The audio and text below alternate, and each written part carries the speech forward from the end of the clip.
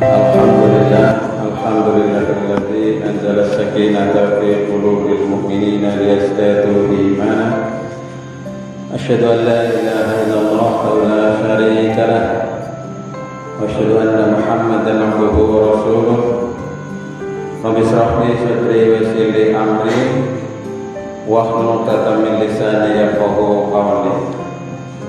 Amma ba'du. Ibu-ibu, bapak-bapak, lan sedherek ingkang kula hormati, ing mriki kula badhe ngaturaken sekedhik nggih nerusaken rin kajian kula di buku HPT niki nggih. Nah, iki bukune mantan kandel kula pilih-pilih niki. Halamane akeh banget. Sekitar kira wingi kula aturaken 680. Akeh banget. Maca ora kober sibuk pokoke. Macamnya ya kayak gini kadang kesempatan, makanya benar-benar sini monggo sesarengan manfaatkan. Niki kulo rekam makanya kulo buatan YouTube. Ini zamannya YouTube, ya pengajian mungkin si mangkat 50 kok ya, si nonton 100 kan lumayan. 150 utamanya viral lah. Bapak Ibu ingkang kula hormati, wonten ing kesempatan menika menika kula badhe ngaturaken hak dan kewajiban orang tua dan anak. Ini ada di halaman 402. Ini uraiannya cukup panjang, tapi nanti saya sampaikan poin-poin atau ringkasnya saja. Jadi kita ini ada hak, ada kewajiban orang tua kepada anak dan juga anak kepada orang tua. Kula jenengan sami sebagai orang tua, tapi juga sebagai anak. Nah, sebagai orang tua bagi anak-anak kita, dan kita sebagai anak dari orang tua kita. Ya, mungkin ada yang sudah meninggal ataupun ada yang masih hidup. Nah, kita ini belajar mengenai bagaimana kewajiban. Nah, yang pertama adalah kewajiban bersama orang tua terhadap anak. Jadi bapak ibu kepada anak-anak kita ya. Nah, ini kita hendaknya berusaha untuk memenuhi kewajiban ya orang tua terhadap anaknya. Dalam sebuah hadis Rasulullah SAW menyampaikan pesan yang sangat bagus. Hak anak yang didapat dari orang tua adalah memberinya nama yang baik, mendidiknya sopan santun, mengajarinya baca tulis, mengajarinya berenang dan memanah, ya, atau olahraga, memberi rizki kepada anak hanya yang baik-baik saja dan mengantarkan ke pintu gerbang perkawinan apabila telah mendapatkan jodoh. Nah, ini hadis diriwayatkan dening Al-Hakim. Jadi antara lain Bapak Ibu lan sedherek hormati, kewajiban kita kepada anak yang pertama tadi adalah memberi nama yang baik. Paling asma nggih sing main sing ketone anak-anak kula jenengan sami seneng bangga nggih. Terus kalau bisa itu berupa doa. Ya boleh pakai bahasa Arab, boleh pakai bahasa asing, boleh pakai bahasa Jawa, pakai bahasa Indonesia juga boleh. Yang penting itu mencerminkan dari nama yang baik. Jadi senang bahwa kalau jenengan sami dia senang sing kaya niki. Nggih dijenengi nama tuane alhamdulillah niki bulan jenengan sami. Oke. Kados kula jenengan sami rumah putra-putrinipun ugi kados mekaten. Kemudian yang kedua, mendidiknya sopan santun. Nah, oke. Mendidik sopan santun. Wa adabahu wa 'allamahu kitab. Mendidik sopan santun dan mengajari baca tulis yang ketiga. Jadi kita mengajarkan sopan santun kepada anak-anak. Diwarai kadang-kadang angel apa maning ora diwarai. Bocah siki kadang-kadang wis ora kaya mbiyen. Nggih. Mbiyen bapak pakai ondong serang sawah, dehem-dehem wis pada langsung ke ono bapak ini. Oh, siki Pak, kasih teman makan maning apa? Ah, ya bocah siki. Jadi kita ini mengajari. Itu diajari buku telaten dan semiki. Kalau sikit diajari orang nang wong tuane kadang-kadang diajari nang ngaring HP. Itu HP kene kan nyata, diarani nyata anu ora nyata, diarani ora nyata anu nyata. Iki. Jadi yang kedua ini sangat penting mengajarinya sopan santun. Kemudian yang berikutnya mengajarinya baca tulis. Nah, wa'allamahal kitabah, mengajari diulang pun pada bisa maca karo bisa nulis. Ugi diulang sing ora kalah pentingnya yaitu diulang Al-Qur'an. Disempatna bermahrib nongkrongi anak-anak maca Qur'an. Kula jenengan sami miyenan ora ngaji, miyenan jarang melu ngaji nari masjid musala karena ngene guru ngaji. Ya siki malah kadang-kadang bocah-bocah lebih pinter nggih. Kula jenengan sami nggih minimal mendorong memotivasi supaya putra-putri kula jenengan sami niki demen remen maca, demen remen nulis, khususipun babagan Al-Qur'an utawi kitabullah menika. Kemudian yang berikutnya mengajari berenang dan melempar panah atau lembing berolahraga. Artinya berolahraga anak-anak kita. Diajari olahraga. Sekali tempo, bakatnya nopo putra-putri kula jenengan sami monggo dikembangkan niku. Bakate anu bal-balan itu kok bal. Bakate badminton, tokokna raket karo utamane kon melu apa? Bakate apa ge? Bakate apa maning sing anu. Jadi ngajari orang nang bakate ya digawe maring kali Cijalo pemain di kolam renang. Nah, kalau yang diajarkan disunat berdasarkan hadis Nabi itu berenang dan melempar panah. Berenang nangaring padang pasir ini zamannya Kanjeng Nabi itu lihat laka banyu ora kaya nang kene loh diwarai kok renang. Nah, itu. Zaman cilik yen kula jenengan sok renang nangaring balong nggih. Siki arep renang anu isine kampul-kampul ya mikir-mikir nggih. Nah, kudu maling kolam renang. Nah, kemudian yang berikutnya memberi rezeki kepada anak hanya yang baik-baik saja. Ini. Jadi wa alla yarzuqahu illa thayyiban. Memberi rezeki kepada anak yang halalan thayyibah, yang baik-baik. Ya akeh halal kan lebih apik daripada sedidik orang halal. Ya karuan wis sedidik orang halal ya mending akeh tapi halal barokah. Ya minim-minimnya sedidik barokah, sedidik halal daripada akeh tapi orang halal. Siki wong kuwi pada kelembon karo urusan akeh, urusan karo sing pirang-pirang. Nah, kadang-kadang wong terlena oleh hasil tapi tidak memikirkan prosesnya. Nah, yang penting padahal bagi kita adalah yang penting prosesnya, proses mencari rezekinya itu. Nah, ini diantaranya Bapak Ibu dan saudara sekalian, kewajiban kita kepada anak. Kemudian yang terakhir berdasarkan hadis ini mengantarkannya ke pintu perkawinan apabila telah mendapatkan jodoh. Jadi termasuk membojokna. Nah itu ya, termasuk sunnah Rasul. Malah nek bisa zaman miyen tuh panjenengan boten golet mbok nggih. Digoletkan nang ngaring bapak emone ora seneng suwe ya anaknya 20, anaknya 10. Nah iya, jangan main orang kumun anaknya 10, nggih, anaknya selusin, setengah lusin lah minimal lah. Orang kumun siki ya ketemu nama kaya. Jadi ini kewajiban orang tua.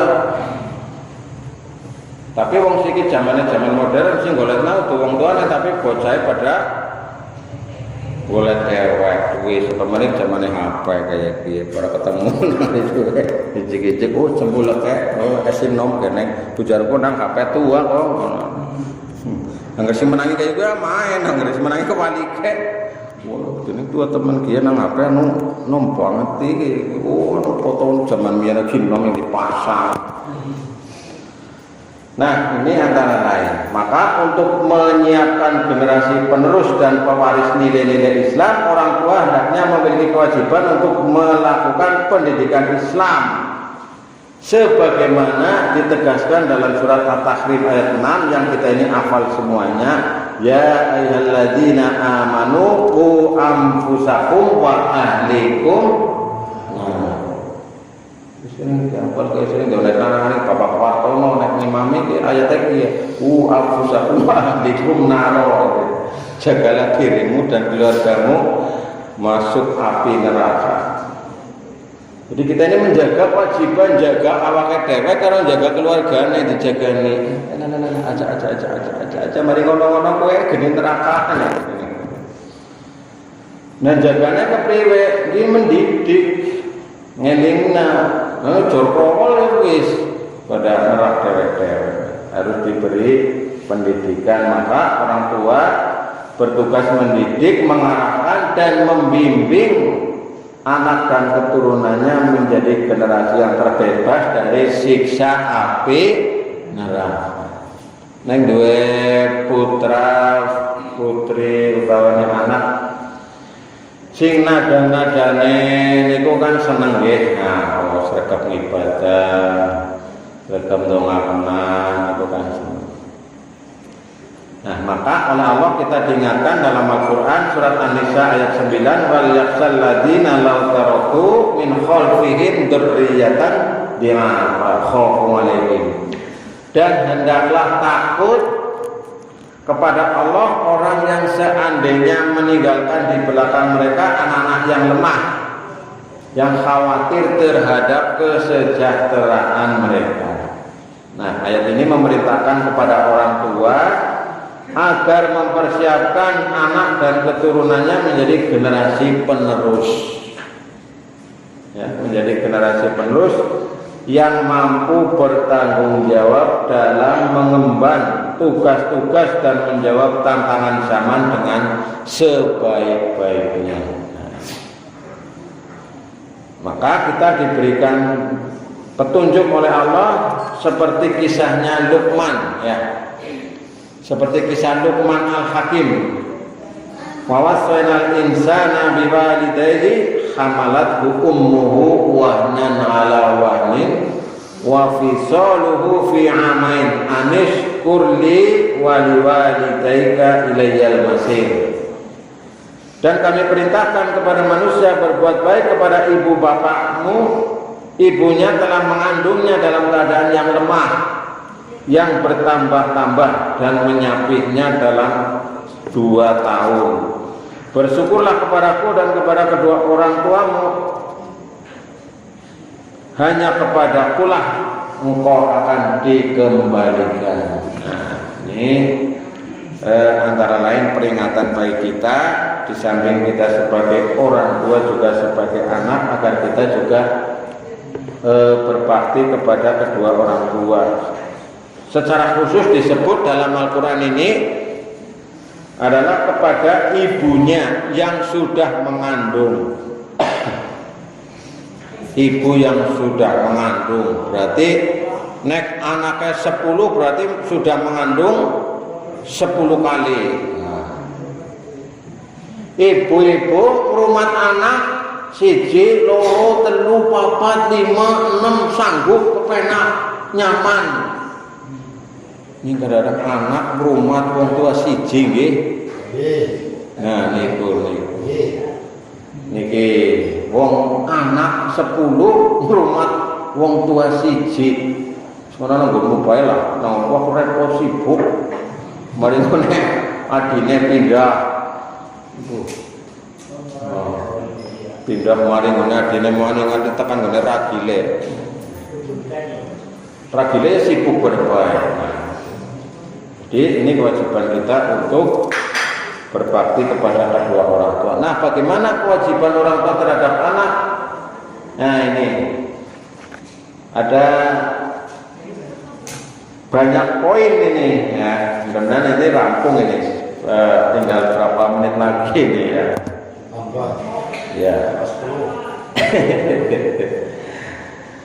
Sekarang secara khusus ini kewajiban orang tua terhadap anak. Yang pertama pada masa kelahiran. Nah, ini nalikannya nembe lahir. Dan ini kan pengetahuan bahwa menawane mangke kulo jenengan sami duwe maning utawane disampaikan kepada anak-anak kita. Nanti kita mungkin punya cucu dan seterusnya. Yang pertama, pendidikan prenatal, yaitu pendidikan sejak di dalam kandungan. Maka ketika mau melakukan hubungan diperintahkan untuk berdoa. Soalnya kan pun apal nggih, wong sambut dina. Nah, Allahumma jannibni syaiton wa jannibni ma razaqtani. Allahumma jannibni syaiton wa jannibni syaiton ma razaqtani. Ya Allah, jauhkanlah setan dariku dan jauhkanlah setan dari anak yang engkau berikan kepadaku. Jadi ini pendidikan sebelum kelahiran, yaitu sebelum mengandung. Nah, maka pada masa mengandung, ibu hendaknya menjaga kesehatan baik fisik, jiwa, spiritual dan seterusnya.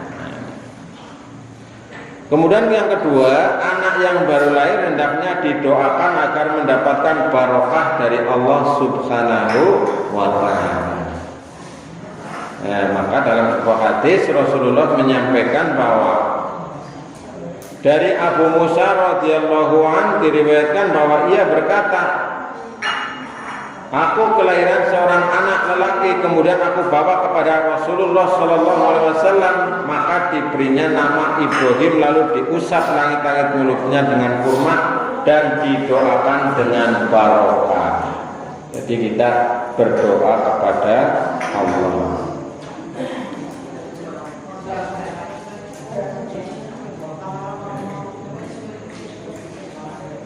Monggo bapak-bapak, ibu-ibu kali disabik ya.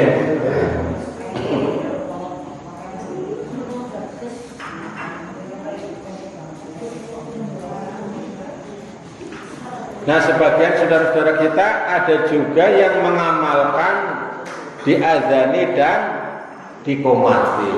Ya, kita menghormati. Tapi kalau dalam putusan tarjih ini tidak direkomendasikan ya. Nah, tidak mengamalkan hadis itu dikarenakan ada penilaian bahwa hadis itu lemah. Tapi kalau panjenengan misalnya ada yang mengamalkan, ya kita menghargai.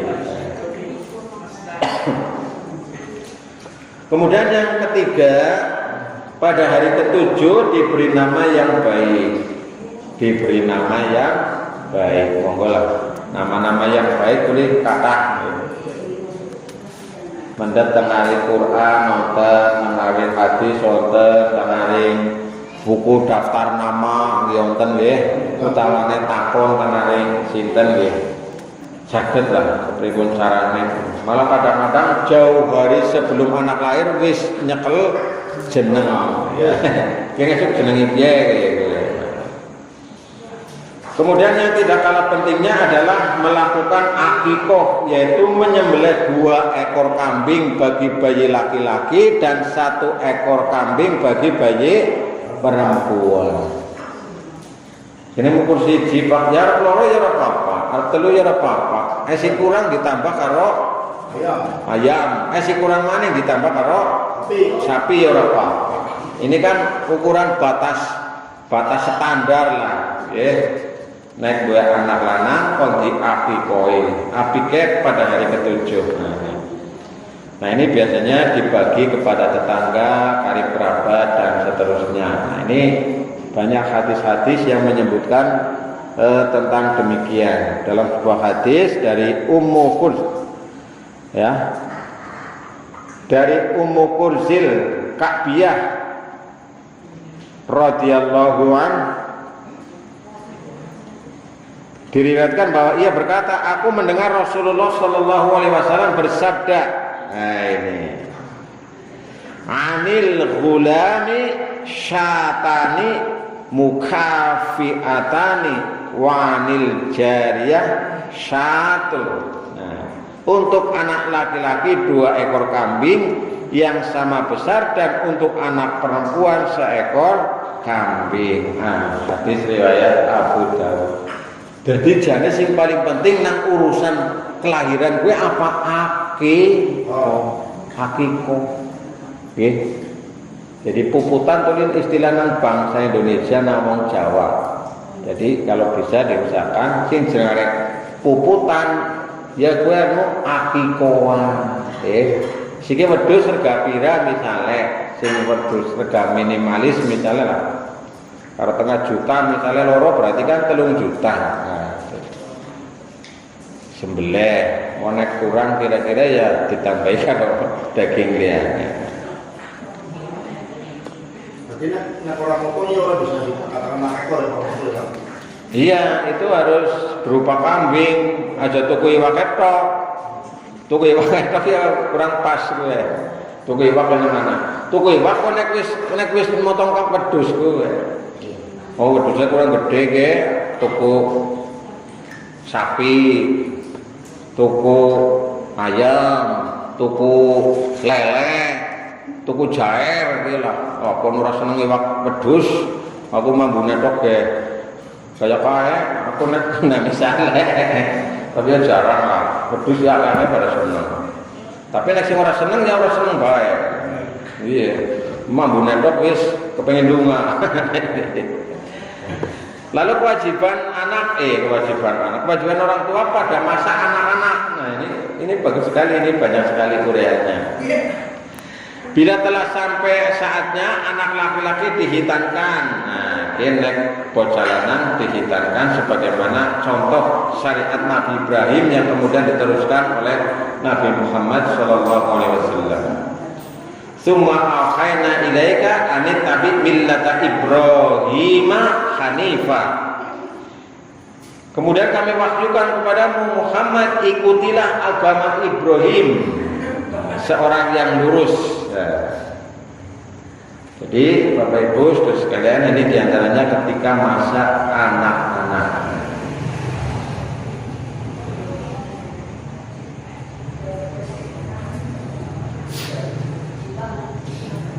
Kemudian yang kedua, setelah anak agak besar, nah ini tidur anak laki-laki harus dipisah dari tidur anak perempuan.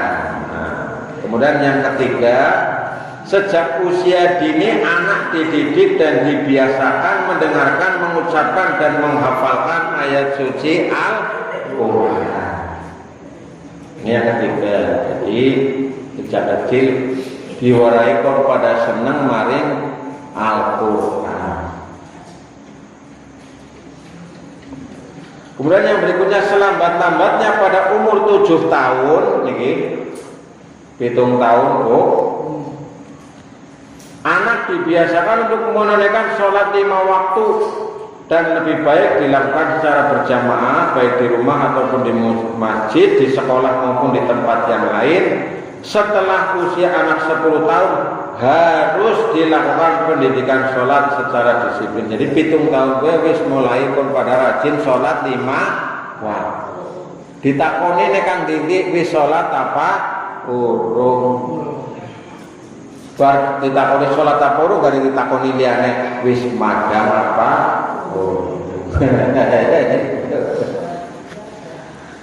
Semoga sing pertama ditakoni kenapa balik Kang Jakarta wis sholat urung, wis mikir terjamak. Nah,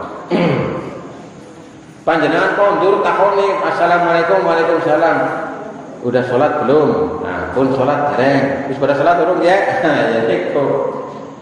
Urung sholat, coba sholat yuk. Bapak sih urung. Ya yuk bareng mari masjid. Nah, misalnya. Jadi itu. Nah, nek 10 tahun orang gelem sholat, kon boleh dipukul tapi jangan yang membahayakan. Kurang mendidik. Ya, pukulan yang mendidik lah. Ya, pukulan diantem umpamane gue ya, misalnya diantem ya pokoknya aja diantem sirahe itu bahaya tidak. Diantem pokoknya kan puk nggih. Nah, diantem pokoknya kan buri misalnya kalau centong apa karo apa so. Nah, ini jadi kewajiban siapa sih ngerti sholat itu wong tuane jajal apa wong liya wis sembahyang turun kowe ya ketone beda lah nggih. Nah, kewajiban orang tua. Nah si mantan angel perintah anaknya sembahyang nek anu ora sembahyang wis ngake nang ngarep daerah-daerah gunung-gunung kaya niku Pak. Bocah sih pada rata-rata bisa sholat ya wetan doane gerendut tapi ya rata-rata bisa. Tapi nah wong anu nang omah misalnya wong tuane pada mboten sholat ditakoni meneh sholat ente tadi ente Pak Guru ora gitu. Kunaon yo keberatan aduh yang gitu. Jadi ini harus dilakukan. Kemudian yang berikutnya setelah sampai waktunya sebaiknya seharusnya anak dimasukkan ke sekolah. Jadi di sekolah. Nah, wong zamane siki zaman sekolah, ya kewajiban wong tuane kon nyekolah. Nah, ya, monggo sekolah nang sekolah ngendi pilihane panjenengan. Kemudian yang keenam, anak dibiasakan berbusana muslim atau muslimah dengan etika dan estetika yang dengan pakaian yang berdasarkan kepantasan dan keindahan. Jadi kawin cilik wis diwarai kayak bocah wadon, bocah cilik wadon ya kon padha nganggo jilbab, nganggo kudung. Ya diwarai kawin cilik. Lah ora diwarai kawin cilik diwarai anu sing kawin cilik wis biasa nganggo mini nggih. Pit mini, rok mini, klambine mini. Mongko nyaman dengan pakaian semacam itu kegawa tekan gede. Arep nyalana sapa. Ya wong tuane kewajibanane begitu.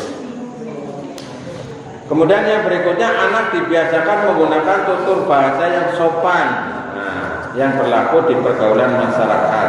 Jadi dibiasakan anak itu jangan dibiarkan ketika berkata kasar, berkata kotor, berkata jorok, diingatkan.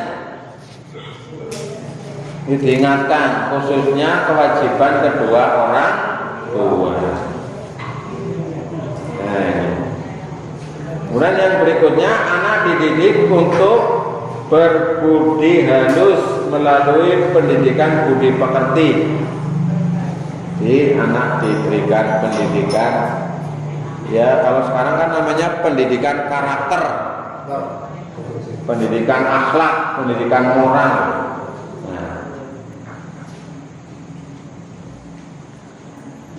Nah, yang berikutnya ini yang ke-9, anak dibiasakan melakukan pekerjaan yang baik dan mulia dan dicegah dari perbuatan serta ucapan yang kotor, kasar dan tidak pantas. Anak kecil itu belum kenal yang namanya baik dan buruk. Kalau ada orang dewasa mengucapkan ya melu-melu, sem misalnya, si mending ya asem, nah mending asam kecut gula legi. Nah, anggar liane terus. Jadi asem ya. Iya, ngasih asem ini mending lah.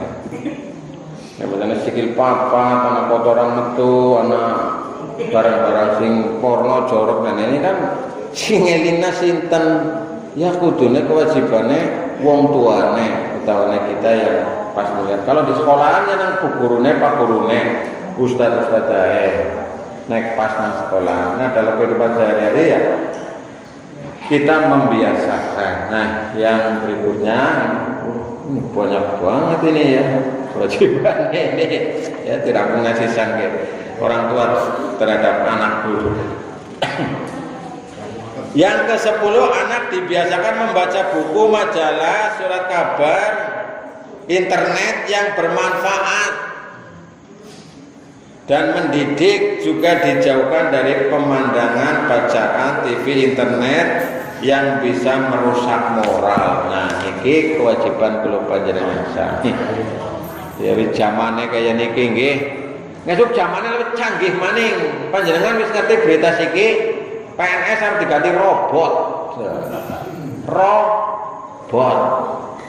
Iki PNS apa sih zamane kaya niki? Siki zamane kaya niki, servis surat bisa diprint dari sini, ngeprint nang Aring Irian Jaya bisa sekam kene jajal. Luar biasa kok. Duit 100 juta bisa tekan kene ser nambah.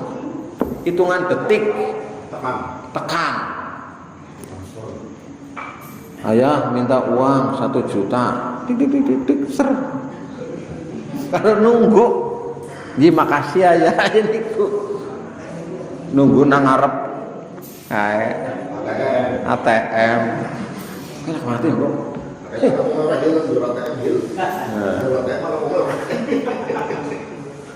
Zaman biyen wong tole gawe duit gembol nang enake banget dilempit-lempit karo tas kresek karo kae kantong gandum.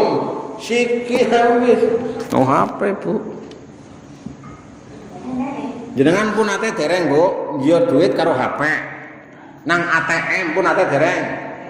Jajal, aku wis jajal gara-gara ATM ilang. Oh diwarai jenengane tarik tune, nggih. Dudut nang kene nang kolome tarik tune. Tut. Jumlahe. Misalnya jumlahe biasanya 100, 200, 300 maksimal 500 misalnya 500.000. Tut. Nah, wis nang kono. Wis metu nang kono kodene ser. Wis mari ATM. Terus sana minta kode. Sing kode teng mriki dilebokna mriki. Tut ser metu duit. Dadi ATM ilang ora usah gawe ATM maning bisa doang iki. Iya. Kula malah dereng dang niku ngertine.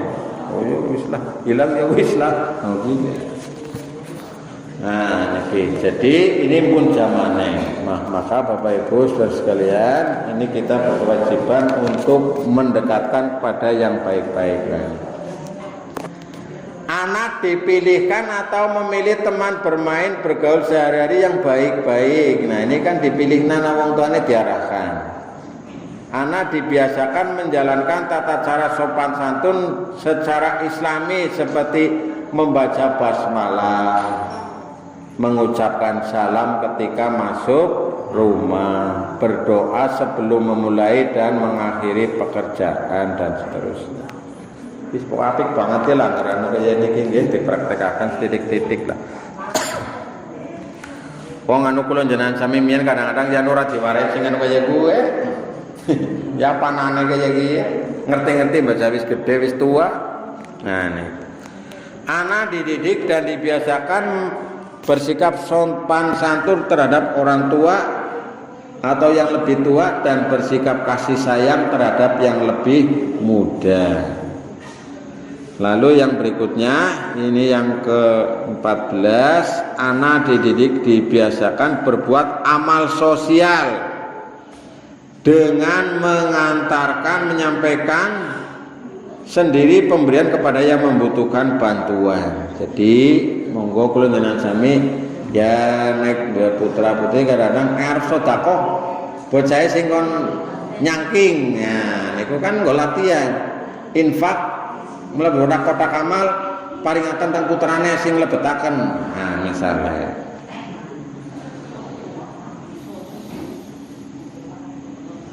nah ini antara lain. Kemudian anak dibiasakan mengerjakan pekerjaan sendiri, pekerjaan-pekerjaan rumah untuk memupuk kepercayaan yang kuat terhadap diri sendiri agar tidak tergantung kepada orang lain. Jadi melatih anak untuk mandiri. Yang berikutnya ke-16, ketika memberikan sesuatu kepada anak, orang tua berlaku adil, tidak pilih kasih dan jangan sekali-kali membedakan anak dengan yang lain, baik itu laki-laki maupun perempuan. Jadi harus bersikap adil, intinya itu. Lalu yang ke-17, dalam mendidik harus ada kesamaan sikap pandangan dan keserasian antara ayah dengan ibu. Dan yang ke-18, hubungan dengan tetangga dijaga dengan sebaik-baiknya, ya, guyub rukun supaya nyaman dari sana sini. Kalau ada masalah hendaknya dilakukan perbaikan atau islah. Kemudian yang ke-19, untuk menanamkan rasa iman yang kokoh, anak-anak sering dibacakan kisah Nabi, pahlawan Islam dan sebagainya. Dan yang terakhir, ini Bapak Ibu saudara sekalian, untuk mencapai perkembangan dan keterampilan fisik, anak dibiasakan melakukan pekerjaan yang melakukan gerak jasmani atau melakukan olahraga. Nah, ini antara lain kewajiban orang tua terhadap anak di masa anak-anak. Nah, ini masih ada di masa dewasa dan menjelang pernikahan. Tapi ini kayaknya waktunya pun lewat jam 09.00 nggih. Sahabat tawis niku mawon rumiyin monggo diterasaken anggenipun medang niku nggih.